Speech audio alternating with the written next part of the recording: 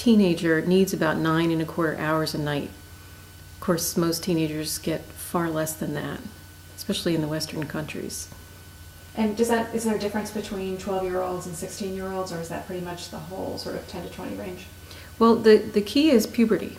So when someone goes through puberty, essentially their body's going through all those changes, and they're actually launched during sleep. So during the time leading into puberty, as the body begins to change, the time that people need to sleep increases. So kids, maybe 10 or 11 before puberty start, probably need about 9 hours of sleep.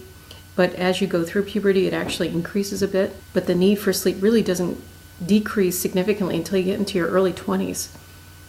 So for most of adolescence, you could say people need more than 9 hours a night.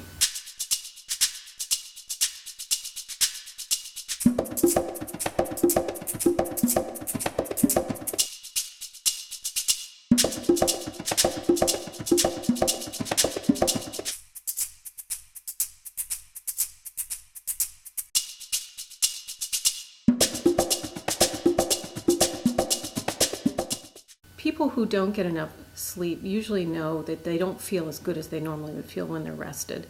And there's so many changes that happen to our bodies and our minds when we're not well rested. Many people feel it physically. They feel they have less energy. They feel maybe that their metabolism is a bit off. In fact, their metabolism is off. Some of the recent research actually shows that people tend to gain weight when they're sleep deprived because their body's trying to hang on to calories. Essentially, our body knows we're in crisis, not rested. We're not getting what we need, so it hangs on to food as sort of the only antidote it can.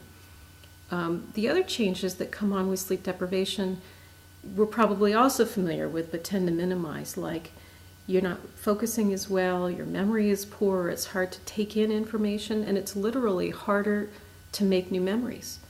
So the latest research kind of shows that if you are not getting enough sleep, and we generally tend to end our night earlier, the last part of our night we get dreaming sleep, which is where we really install a lot of things that we're learning in school and also the emotions that we're processing during the day.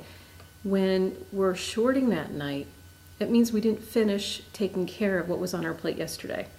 So that means it might be a little harder to sort things out. Our emotions might be a little bit more frayed. We'll be more likely to get grumpy or irritable. Things are just a little tougher all around.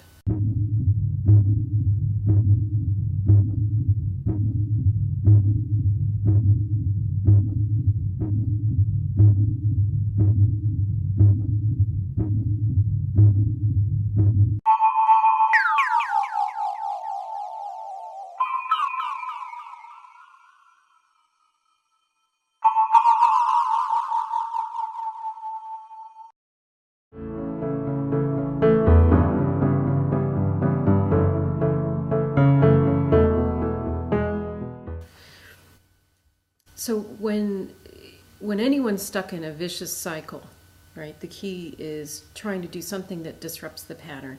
If you find that you're so stressed out about not sleeping or about anything, but that it's affecting your sleep, and you find yourself, you literally can't shut your brain down at night, it's sometimes a good tack to, first of all, find an outlet during the day. In other words, take a time when you're not trying to normally fall asleep. There's not that pressure to make yourself brain turn off. Take a nap. Or just get out of the usual cycle that you're in. And during the daytime, if you can take some time to either sleep or rest, take yourself out of fifth gear. And there are lots of ways of doing that. If you find you can sleep. Because if you offload the need for sleep a little bit, that is to say, if you nap a little bit during the day, your brain literally needs a little less sleep at night, and she'll feel a little less pressured to sleep at night. One of the things, very practical, is don't go to bed too early, because what can happen if you're really stressed and you think, I've got to get sleep tonight because I didn't sleep last night, I didn't sleep the night before, I'll go to bed extra early. Well, then you're just guaranteeing you're going to lay in bed longer, not falling asleep for all the reasons that we've talked about in terms of your brain clock. Your brain clock wants you to go to sleep at a certain time. If you can stay out of bed and do something distracting, because the key is too, If you're really stressed out and you're focused on it, it tends to get worse. And what tends to happen is you're alone, everything's quiet, and now your mind takes over, and all your fears about what's going to happen during the day or what happened the day before. We're our own worst enemy when that happens. So break it up. Get out of bed. Stop feeling tortured by your own lack of sleep. Get into a mode where you're just distracted. Do something soothing. Nothing that's a have to. And sure enough, when you do that, drowsiness will take over and you'll be able to get back into the groove. Then you can try sleeping again. But the more you can take breaks from whatever the pattern is, whatever the worry is, the more likely it is you'll get out of that groove, get out of that rut.